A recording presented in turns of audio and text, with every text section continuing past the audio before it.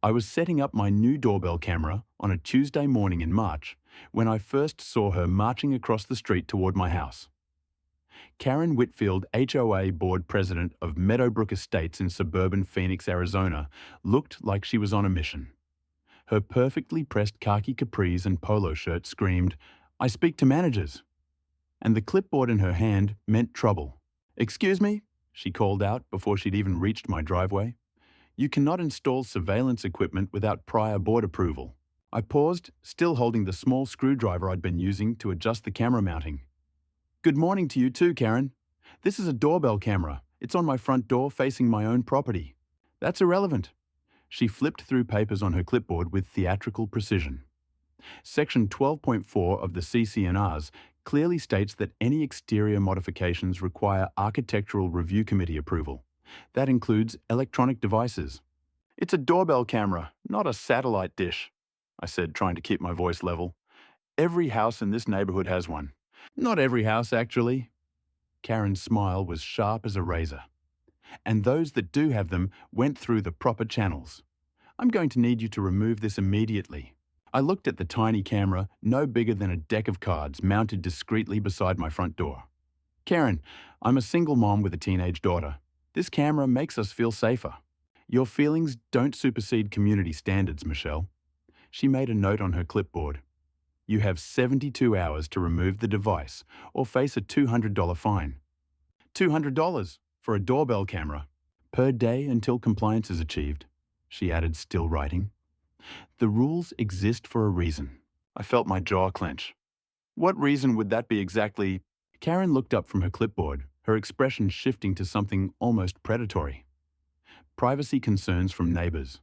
The camera could potentially record activity beyond your property line.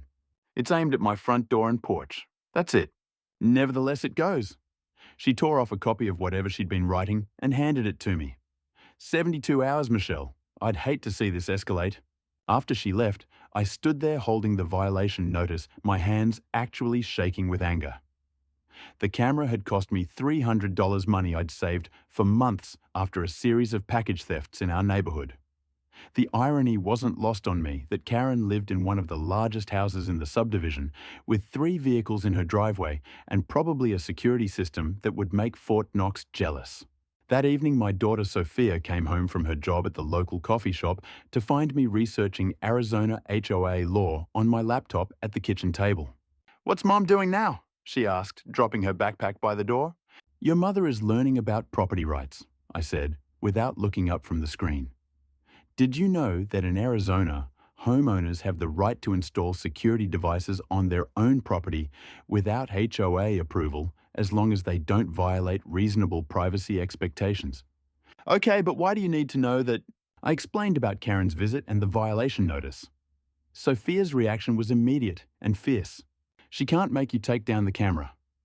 Remember when the Hendersons got their car broken into last month? And what about Mrs. Chen's packages that kept getting stolen?" "I know, sweetheart. That's exactly why I installed it." Sophia grabbed an apple from the bowl on the counter and bit into it thoughtfully. "So what are you going to do?" "I'm going to fight it." The next morning, I drafted a response letter to the HOA board citing the specific Arizona statute I'd found that protected homeowners' rights to install security devices. I kept it professional but firm, requesting that they rescind the violation notice and provide legal justification for their position. I hand-delivered the letter to Karen's house at 7:30 a.m., knowing she'd be getting ready for her morning power walk. She answered the door in a pink tracksuit that probably cost more than my monthly grocery budget. "Michelle, how thoughtful of you to stop by," she said, but her smile was anything but warm. "I trust you're here to confirm that you've removed the camera." "Actually, I'm here to deliver this." I handed her the letter. "I'd like the board to reconsider their position." Karen's eyes scanned the letter quickly, her expression growing stonier with each line. "Well, aren't you the little lawyer? I'm afraid legal citations don't change community standards." "But they do supersede illegal HOA rules." "Illegal." Karen's voice rose an octave. "Young lady, I've been managing HOA boards for 15 years. I think I know what's legal and what isn't." Then you'll know that Arizona Revised Statutes Title 33, Chapter 16 specifically protects homeowners' rights to install security devices on their own property. Karen's face was turning an interesting shade of red. This conversation is over. You have 48 hours remaining to comply with the violation notice. And if I don't, then you'll find out exactly how serious this board takes community standards. That afternoon, I decided to do some reconnaissance. I walked through the neighborhood with my phone documenting every doorbell camera, security device, and exterior modification I could find. It didn't take long to discover what I suspected. Nearly half the houses in Meadowbrook Estates had doorbell cameras, security systems, or other electronic devices visible from the street. When I reached the end of Sycamore Drive, I ran into my neighbor Tom Rodriguez, who was washing his car in his driveway. "Hey, Michelle," he called out. "How's the camera war going?" Word travels fast in a subdivision. "You heard about that? Karen came by yesterday asking if your camera bothered me. I told her the only thing that bothers me is package thieves and car break-ins." I gestured toward his front door, where a Ring doorbell camera was clearly visible. "Did you get HOA approval for yours?" Tom laughed a deep belly laugh that shook his whole frame. "Are you kidding? I installed this thing 3 years ago. Never asked permission, never got a violation notice." "Seriously? Michelle, let me tell you something about Karen Whitfield. She picks her battles based on who she thinks will fight back. You're new to the neighborhood, you're a single mom, and she figured you'd just roll over and take it. Well, she figured wrong. Good for you." Tom turned off his hose and walked over to where I was standing. "You know what I think this is really about, your property line dispute?" I stared at him. "What property line dispute? You don't know." Tom's expression grew serious. "Michelle, your lot line extends about 3 feet further into Karen's side yard than she thinks it does.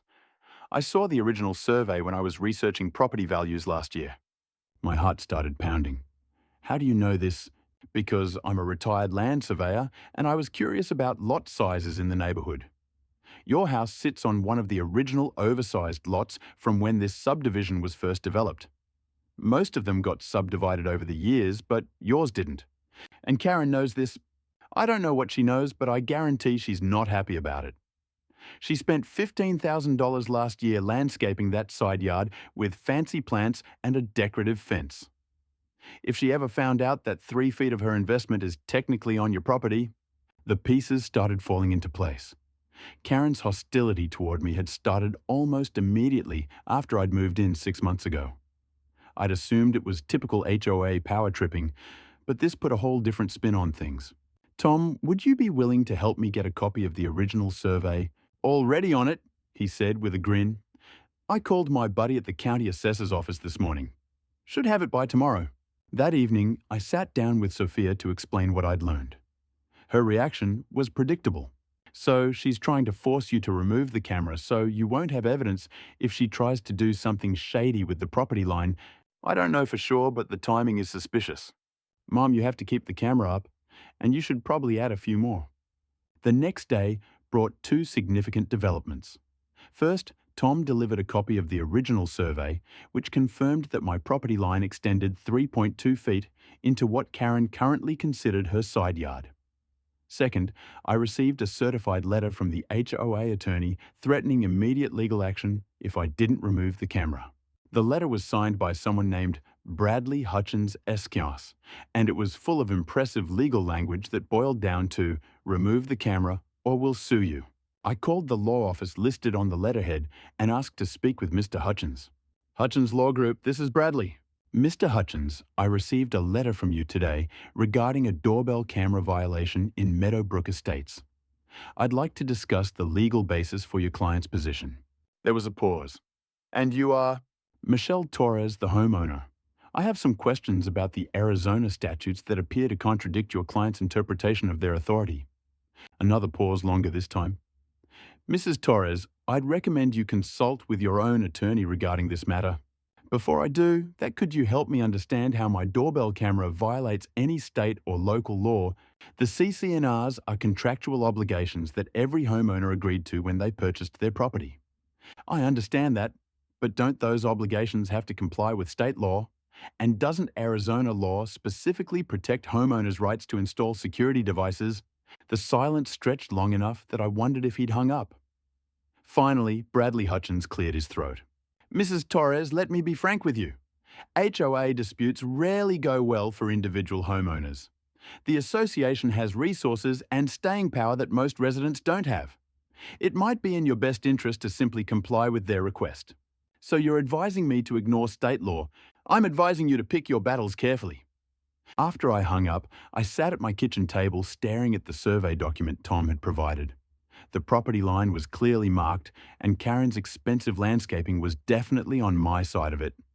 I had two choices. I could remove the camera and hope the whole thing went away, or I could dig in and fight back. I chose option 3. That afternoon, I installed a second camera. This one went on the side of my house facing Karen's property, positioned to monitor my actual property line. I made sure it was clearly on my side of the boundary and aimed it to capture only my own land.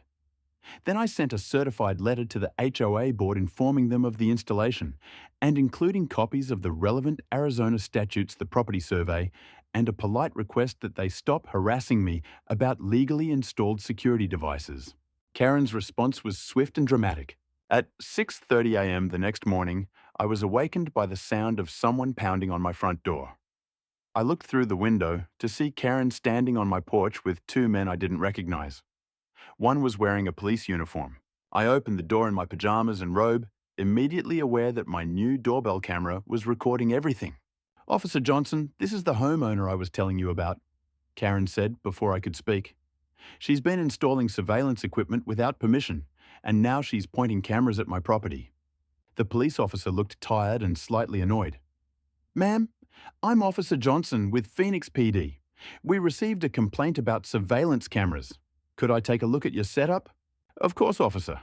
But I should mention that these cameras are legally installed on my own property and are aimed at my own property." I led them around to the side of the house where the second camera was mounted. Officer Johnson examined it carefully, then looked at the area it was monitoring. "Well, ma'am, what exactly is this camera watching?" "My property line. I had some concerns about potential boundary issues, so I wanted to document the area." Karen stepped forward, her voice sharp with indignation. "That camera is pointed directly at my prize-winning garden. It's a complete invasion of privacy." Officer Johnson looked from Karen to me, then back at the camera. "Ma'am, is this camera recording beyond your property line?" "No, sir. I had the property surveyed to make sure." I pulled out the survey document and showed it to him. "The camera is monitoring this area here, which is entirely within my property boundaries." Officer Johnson studied the survey, then walked over to examine Karen's garden area. He came back with a frown.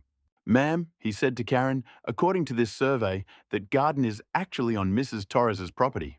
The color drained from Karen's face. "That's impossible. I've been maintaining that area for 2 years. Maintaining someone else's property doesn't make it yours?" Officer Johnson said matter-of-factly. "Mrs. Torres, as far as I can tell, these cameras are legally installed, and you have every right to monitor your own property. Karen, unless there's evidence of an actual crime, this is a civil matter between neighbors." After the officer left, Karen and the second man, who turned out to be her husband, Richard, remained on my porch. "This isn't over," Karen said, her voice low and threatening. "You have no idea who you're dealing with." "Actually, I think I do," I replied calmly. "I'm dealing with someone who's been landscaping my property without permission and is now trying to intimidate me into removing security cameras so I won't have evidence of it." Richard stepped forward. "Now wait just a minute." "Richard, don't," Karen snapped. "We're leaving." But Richard was apparently past the point of listening to his wife. "You can't just come into this neighborhood and start causing trouble. Karen has put years of work into maintaining community standards." "On my property?" I said. "That survey could be wrong," he continued. "Surveys from the 1980s aren't always accurate. Then you're welcome to have your own survey done. But until then, I'd appreciate it if you'd stop landscaping my land without permission." Karen grabbed Richard's arm. "We're done here, come on." As they walked away, I heard Karen hiss something to her husband about calling the lawyer again. I made sure my doorbell camera got a good shot of their departure. That afternoon, I decided it was time to involve the neighbors. I drafted a letter explaining the situation and hand-delivered it to every house on my street. I included copies of the property survey photos of the cameras and the text of the Arizona statute protecting security device installations. The response was immediate and overwhelming. Mrs. Chen from 3 houses down called within an hour. Michelle, honey, I had no idea Karen was harassing you about cameras. I've been wanting to install one myself, but was afraid of getting in trouble with the HOA. According to state law, you have every right to install security devices, I told her. Well, then I'm going shopping tomorrow. The calls kept coming. Tom Rodriguez stopped by that evening with a bottle of wine and some news. I called 5 other neighbors today, he said as we sat on my back porch. Every single one of them has had some kind of run-in with Karen over the years. The Hendersons got a violation notice for having their garbage cans visible from the street for more than 12 hours. The Petersons got fined for having their teenage son's car parked in their own driveway for 3 consecutive days. Are you serious? Dead serious. And here's the kicker. Karen's own house violates at least 3 CC&R provisions that I can see just from the street. She's got a political sign that's been up for 6 months past the election. Her front lawn is brown as dirt in violation of the landscaping standards, and she's got a commercial dumpster in her driveway from some home renovation project. So she's selective about enforcement. Extremely selective. Michelle, I think you've stumbled onto something bigger than just a camera dispute. The next morning brought another certified letter, this one from a different law firm. Apparently Karen had fired Bradley Hutchins and hired someone with less conscience. The new lawyer, Jennifer Martinez, was demanding not only that I remove both cameras, but that I pay $1,000 in administrative fees for the HOA's legal costs. I called Jennifer Martinez's office immediately. Ms. Martinez, I received your letter this morning. I'd like to understand the legal basis for your client's demands. Mrs. Torres, the Homeowners Association, has broad authority to enforce community standards. Your installation of surveillance equipment without approval is a clear violation of the governing documents. I've read the governing documents and I've also read Arizona state law. Could you help me understand how a homeowners association can override state statutes that specifically protect security device installations? There was a long pause. Mrs. Torres, are you represented by counsel? Not yet, but I'm certainly considering it, especially given that your client appears to be selectively enforcing rules while ignoring violations of her own. I'm not sure what you mean by that. I mean that the HOA president has multiple ongoing violations of the same CC&Rs she's trying to enforce against me. I'd be happy to provide documentation. Another pause. Mrs. Torres, perhaps we should schedule a meeting to discuss this matter in person.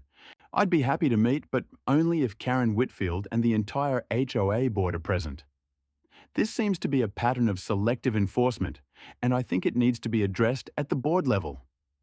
I'll discuss that with my client and get back to you.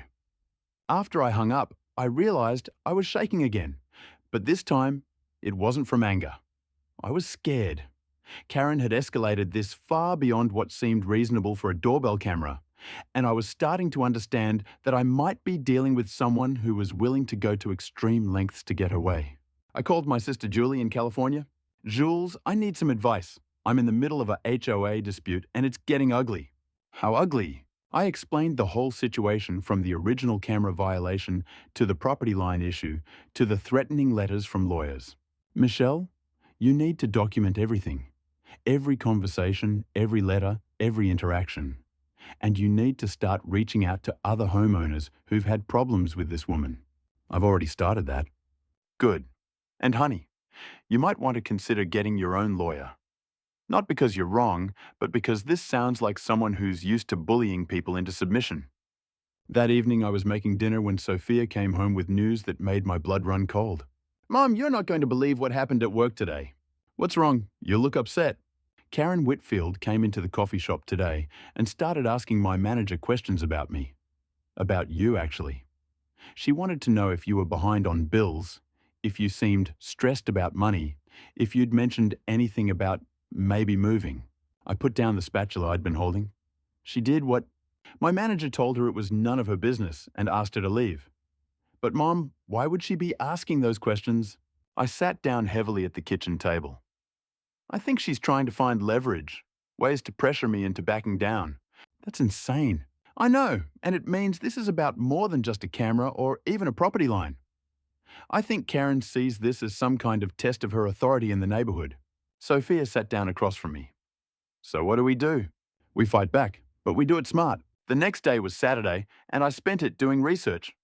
I drove to the county courthouse and pulled public records on every property in Meadowbrook Estates. What I found was fascinating. Karen and Richard Whitfield had purchased their house in 2019 for $340,000. Since then, they'd applied for permits for $75,000 worth of renovations, including a pool, an outdoor kitchen, and extensive landscaping. The interesting part was that several of the permits showed work being done in areas that, according to the original subdivision plat, extended onto neighbouring properties. I also discovered that Karen had filed 3 separate complaints with the city about various neighbours over the past 2 years. One was about a neighbour's fence height, one was about alleged water runoff issues, and one was about a home business that someone was allegedly running without permits. All 3 complaints had been dismissed as unfounded.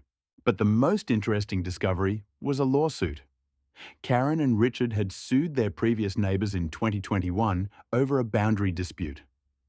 The case had been settled out of court, but the docket entries showed that the Whitfields had claimed ownership of a strip of land that the survey showed belonged to the neighbours. I made copies of everything and headed home to plan my next move. That afternoon, I called a meeting of interested neighbours in my backyard. 7 people showed up, including Tom Rodriguez, Mrs. Chen, the Hendersons, and 3 others who'd had various run-ins with Karen over the years. Okay, everyone, I said, passing around copies of the documents I'd found. I think we're dealing with something bigger than just overzealous HOA enforcement. Mrs. Henderson, a retired teacher in her 70s, spoke up first. Michelle, I've lived in this neighbourhood for 12 years, and Karen Whitfield has made the last 3 years miserable for a lot of people. How so? Constant violation notices for trivial things, demands for information that she has no right to, threats of legal action for normal homeowner activities. Mrs. Henderson's voice was shaking with anger.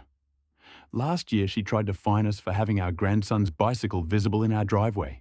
A bicycle, her husband added, a kid's bicycle. Tom leaned forward in his chair. It's not just the petty violations. I think she's been using her position on the HOA board to gather information about people's finances and personal situations. What do you mean? Think about it. She has access to homeowners' contact information, employment records, mortgage information, anything that was provided to the HOA when people bought their houses. And she's been using that information to target people she thinks won't fight back. Mrs. Chen nodded vigorously. That makes sense. She started bothering us right after my husband lost his job last year. Like she knew we might not be able to afford to fight her. I felt a chill run down my spine. Do you think she's been specifically targeting vulnerable residents? Single moms, elderly residents, people going through financial difficulties, Tom said. That's exactly what I think she's been doing. We spent the next hour sharing stories and comparing notes. The pattern that emerged was disturbing and clear. Karen Whitfield had been systematically targeting residents she perceived as weak or vulnerable, using her position on the HOA board to harass them with frivolous violations and threats of legal action. So what do we do about it? Asked Mrs. Chen. We document everything and we fight back as a group, I said. There's strength in numbers, and there's also legal protection for homeowners who band together to challenge HOA abuse. You mean like a recall election? Asked Tom. That's one option. But first, I think we need to file a formal complaint with the state and possibly pursue some kind of legal action. Mrs. Henderson raised her hand like she was still in the classroom. Michelle, what about your camera situation? Are you still planning to fight that? Absolutely. In fact, I think it's going to be our test case. If we can win on something as clear-cut as a legally installed security device, it'll set a precedent for challenging her other abuses. The group agreed to meet again the following week, and everyone committed to documenting any future interactions with Karen or other HOA board members. As people were leaving, Tom pulled me aside. Michelle, I want you to know that you're not in this alone anymore. Whatever Karen throws at you, we've got your back. Thanks, Tom. That means more than you know. Monday morning brought yet another escalation. I was getting ready for work when I noticed a van parked across the street from my house. When I looked closer, I could see a man with a camera inside taking pictures of my property. I walked outside and approached the van. The man inside immediately started his engine. Excuse me, I called out. Can I ask what you're doing? The man rolled down his window partway. Taking photos for an insurance assessment. Insurance assessment of what? Property damage claims, he said, then quickly rolled up his window and drove away. I wrote down his license plate number and called my homeowner's insurance company. Mrs. Torres, we haven't received any claims regarding your property, and we haven't authorized any assessments. Then who would have sent someone to photograph my house? I'm not sure, but you might want to file a police report if someone is conducting unauthorized surveillance of your property. I called Officer Johnson, who remembered me from the camera incident. Mrs. Torres, it sounds like someone might be building a case against you for something. Any idea what that might be about? The only ongoing dispute I have is with my HOA president over doorbell cameras. Well, unless they're on your property without permission, taking photos from a public street isn't illegal. But I'd recommend documenting everything in case this escalates further. That evening, I found an envelope taped to my front door. Inside was a formal notice from the HOA board scheduling a disciplinary hearing for the following Thursday at 7 p.m. The notice stated that my continued refusal to comply with community standards had resulted in a referral to the board for further action, including possible legal proceedings and assessment of fines. I immediately called Tom Rodriguez. They're holding a disciplinary hearing, I told him. Thursday night. About the cameras? About my continued refusal to comply with community standards. It's pretty vague, but threatening. Michelle, you need to be there and you need witnesses. How many people can you get to come with you? I don't know. Why? Because HOA disciplinary hearings are supposed to be open to all homeowners. If Karen tries to exclude people or conduct this in secret, it's a violation of state law. How do you know that? Because I've been doing research too. Arizona has very specific laws about HOA governance and transparency. Karen's been violating half of them. Thursday evening, I arrived at the community center where HOA meetings were held to find Karen sitting at a folding table with two other people I recognized as board members.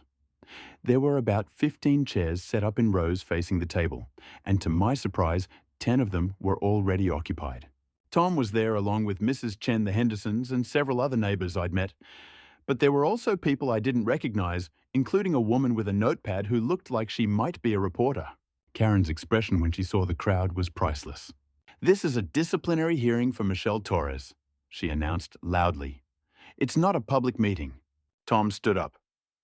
Actually, Karen, according to Arizona revised statutes, all HOA board meetings must be open to homeowners, except when discussing specific legal matters or personnel issues. Since this involves alleged CC&R violations, it's required to be open. I don't recall asking for your legal opinion, Tom. And I don't recall you asking for a law degree before appointing yourself neighborhood dictator, he replied calmly. The woman with the notepad looked up. Excuse me, I'm Sarah Mitchell from the Phoenix Community News. I received a tip about potential HOA abuse in this neighborhood. Are you the homeowner who's been targeted for installing security cameras? Karen's face went white. This is a private community matter. You have no right to be here. Actually, as long as the meeting is open to homeowners and I'm not disrupting proceedings, I have every right to observe, Sarah replied. It's a matter of public interest when elected officials abuse their authority. I realized that someone, probably Tom, had called the press. It was a brilliant move. Karen shuffled through papers on her table, clearly flustered. Fine, we'll proceed. Michelle Torres, you are here because you have repeatedly refused to comply with community standards regarding exterior modifications to your property. I stood up. Could you be more specific about which standards I violated? Installation of surveillance equipment without architectural review committee approval. And which state or local law requires HOA approval for security devices installed on private property? Karen's jaw tightened. The CC&Rs require approval for all exterior modifications. But don't the CC&Rs have to comply with state law? And doesn't Arizona law specifically protect homeowners' rights to install security devices? One of the other board members, a man I'd never seen before, leaned forward. Mrs. Torres, are you questioning the authority of this board? I'm asking for legal justification for your actions. If you can show me a law that supports your position, I'll comply immediately. The board members exchanged glances. Karen cleared her throat. The cameras you've installed are pointed at neighboring properties, creating privacy violations. Actually, both cameras are aimed exclusively at my own property. I have the survey documents to prove it. That survey is from 1987, Karen said quickly. It's not accurate. Then you're welcome to have a new survey done. But until then, I'm monitoring my own property boundaries. Sarah Mitchell looked up from her notepad. Ms. Whitfield, are you saying that Mrs. Torres has been maintaining areas that don't belong to her? No, I'm saying... Karen stopped abruptly, realizing she'd been caught in a contradiction. Because according to the county records I reviewed, Sarah continued, you've applied for landscaping permits that show work being done on what appears to be Mrs. Torres's property. The room went dead silent. Karen's face was now bright red and she was shuffling papers frantically. This hearing is about camera violations, not property boundaries, she said finally. Tom stood up again. Actually, Karen, I think the property boundaries are exactly what this is about. You've been landscaping Michelle's land for 2 years, and now that she's installed cameras to monitor her property, you're trying to force her to remove them. That's ridiculous. Is it because I have copies of your permit applications, and they clearly show work being done beyond your property line? I couldn't believe how perfectly this was playing out. Tom had obviously done his homework. The third board member, an elderly woman who hadn't spoken yet, cleared her throat. Karen, did you verify the property boundaries before approving those landscaping permits? Of course I did. Then you have documentation showing that the work was done entirely on your property. Karen's silence was deafening. Sarah Mitchell stood up. Ms. Whitfield, I'd like to ask you a few questions about the pattern of violations you've issued over the past year. According to my research, you've targeted specific demographic groups. This meeting is over, Karen shouted, jumping to her feet. Everyone out. Actually, Tom said calmly, you can't end a disciplinary hearing without making a decision about the alleged violation. Arizona law requires that the homeowner be given a chance to respond and that the board vote on any proposed sanctions. Karen looked trapped. She glanced at the other 2 board members, both of whom were staring at her with obvious concern. Fine, she said through gritted teeth. The board will take this matter under advisement and render a decision within 7 days. And what about the ongoing fines, I asked. What fines? You've been charging me $200 per day for the past week.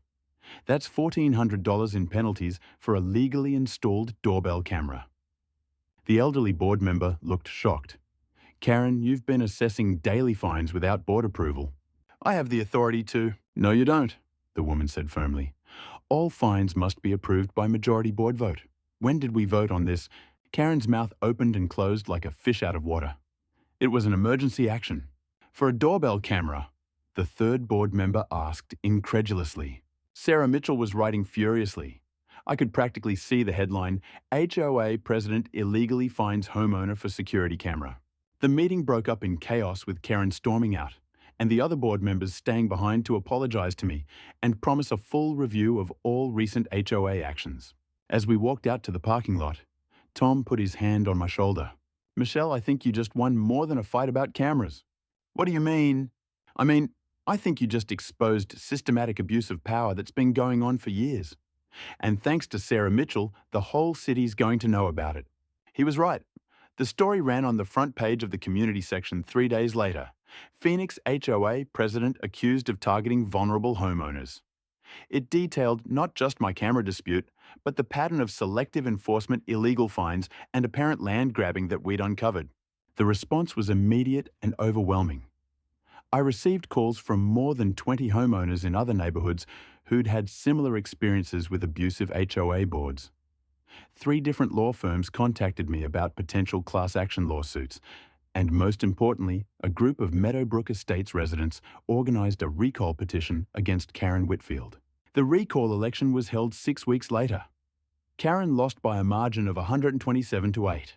But the real victory came 2 days after the newspaper story ran, when I received a certified letter from Jennifer Martinez, the lawyer Karen had hired. Dear Mrs. Torres, it read, upon further review of the applicable law and the facts of your case, my client has decided to withdraw all violation notices and fines related to your security camera installations. The Meadowbrook Estates HOA acknowledges your right to install security devices on your property in compliance with Arizona law. The letter went on to say that all assessed fines would be reversed and that the HOA would pay my legal expenses if I chose to pursue them. I never did pursue legal action. The victory was sufficient, and I had more important things to focus on, like the new sense of community that had emerged from our fight against Karen's tyranny.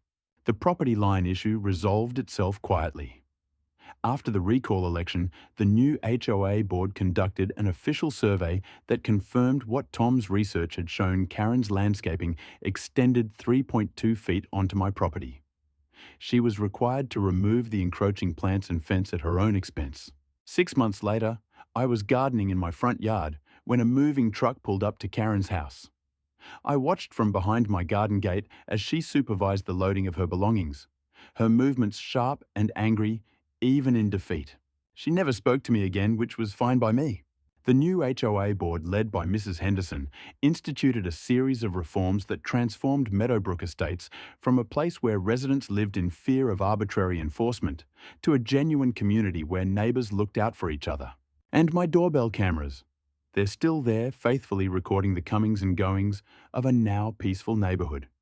They've captured everything from package deliveries to birthday parties to the occasional coyote wandering through from the desert. But they've never again captured the image of an angry HOA president marching across the street to harass a neighbour. Sometimes the smallest acts of resistance can lead to the biggest changes. All it took was one homeowner refusing to be bullied, and a community found its voice. This is a dramatised story inspired by common HOA disputes, not legal advice.